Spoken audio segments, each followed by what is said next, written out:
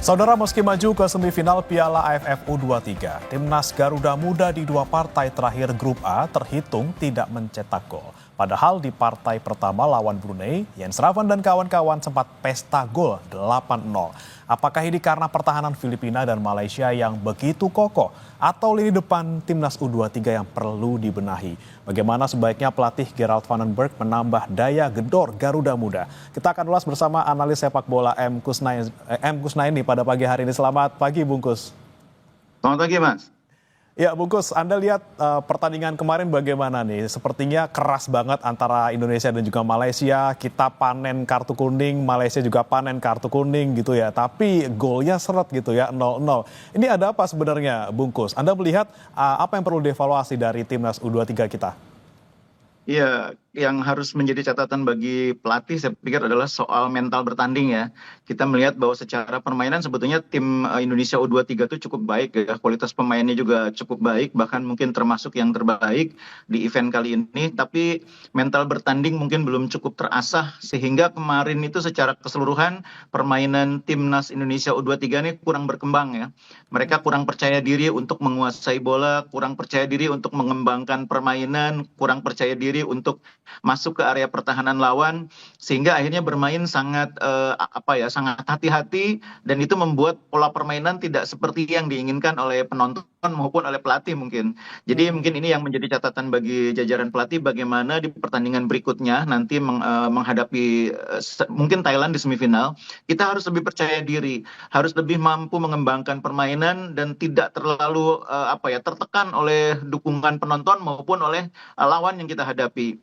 Kemarin ada kesan saya lihat mereka ini agak sedikit tertekan karena Malaysia bermain berani ya di hadapan pendukung Indonesia yang luar biasa. Malaysia justru bermain berani ya, mereka meladeni.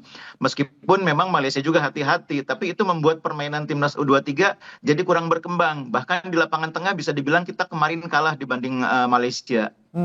Tapi kalau Anda lihatnya seperti apa, Bungkus? Kalau dari pertahanan Malaysia sendiri, apakah memang mereka yang kemudian sangat bisa menjaga gawangnya? Apakah kita yang tadi Anda bilang bahwa kita kurang percaya diri dalam eksekusi?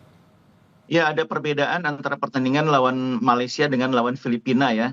Jadi kalau lawan Filipina itu kualitas lawan sebetulnya nggak terlalu bagus, tapi mereka bermain ngotot, fighting spiritnya luar biasa.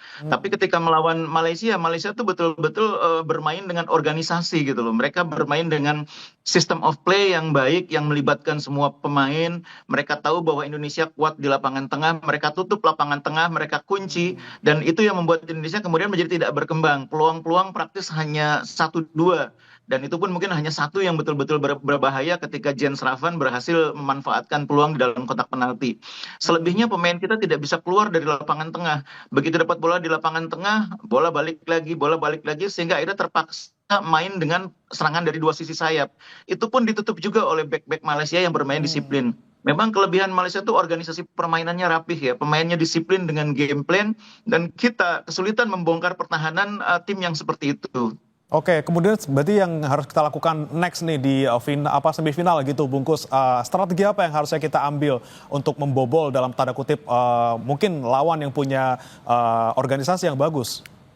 Iya, jadi Malaysia itu dengan Thailand kurang lebih sama ya. Mereka punya sistem permainan yang baik ya. Struktur permainannya itu tertata dengan rapi gitu ya. Bedanya mungkin Thailand itu agak lebih skillful dibanding Malaysia pemain-pemainnya.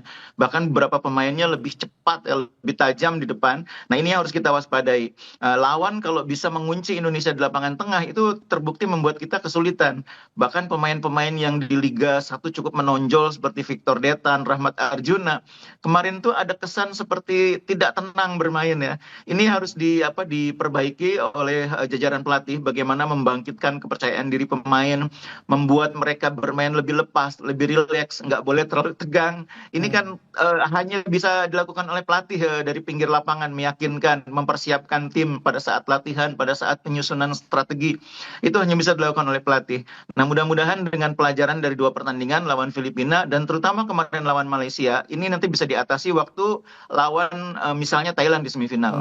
Oke, Bung. Tapi kalau kita perhatikan lagi kan, kalau kita lihat Garuda Muda juga belum kebobolan sama sekali nih di turnamen ini. Apakah memang ini tandanya pertahanan kita tuh kuat ya dari Kadek Arel dan juga kawan-kawan, atau karena memang belum ketemu aja lawan yang lini serangnya tajam gitu, misalnya Thailand? Iya, kalau kita hitung secara keseluruhan di 3 pertandingan yang sudah dilewati, itu lini kita yang paling konsisten, yang paling perform, memang lini belakang ya. Entah itu formasinya di pertandingan pertama waktu melawan Brunei, pertandingan kedua dan ketiga, yang memang selalu ada perubahan ya. Pertandingan kedua ke pertandingan 3 kemarin kan ada perubahan di posisi kiper ya. Kemarin Ardiansa tidak main, dimainkan Cahaya. Tapi 4 yang di depannya sama. Tapi dibanding dengan laga pertama itu perubahannya cukup banyak. Meskipun berbeda-beda susunan pemainnya di lini pertahanan termasuk kiper, tapi perform mereka semua. Ini saya pikir salah satu yang membuat kita bisa survive dari tekanan Malaysia kemarin, termasuk dari tekanan Filipina, karena kita punya lini pertahanan yang solid. Jadi kita punya modal yang bagus di lini pertahanan. Tinggal bagaimana membuat lini tengah ini lebih percaya diri. Kemarin ketidakhadiran Arhan memang terasa membuat kita tidak percaya diri untuk menguasai bola, mengolah bola. Pemain lain yang menggantikan peran dia, entah itu Hanan atau Tony, kurang tenang ya, kurang percaya diri. Itu yang membedakan pertandingan kedua dan ketiga waktu lawan Filipina dan Malaysia. Oke, terakhir Bungkus, kalau Anda nanti lihat ketika nanti semifinal, kemungkinan besar mungkin kita akan ketemu sama Thailand gitu ya. Seberapa besar peluang timnas kita untuk bisa menembus final, atau bahkan mungkin kita bisa juara kedua kalinya? Materi pemain kita lebih bagus dibanding Thailand sekalipun. Jadi kalau lepas dari ketegangan, lapangan tengahnya bisa bermain sebaik ketika menghadapi Brunei, meskipun itu agak sulit ya. Pokoknya lepas dulu lah. Ketika dikunci itu jangan panik, ketika dikunci itu jangan monoton mainnya. Saya sih masih percaya bahwa Indonesia masih bisa mengalahkan Thailand ya. Karena di depan kita cuma pemain-pemain bagus. Ada Detan di kanan, ada Arjuna di kiri, ada Raven. Itu pemain-pemain bagus. Tapi kemarin itu mereka kesulitan karena dari tengahnya kurang bisa mensupport. Nah, mudah-mudahan di pertandingan ketiga nanti Arhan juga sudah bisa pulih, bisa main lagi sehingga dinamonya itu dapat di lapangan tengah. Kemarin seperti tidak ada dinamonya lapangan tengah itu.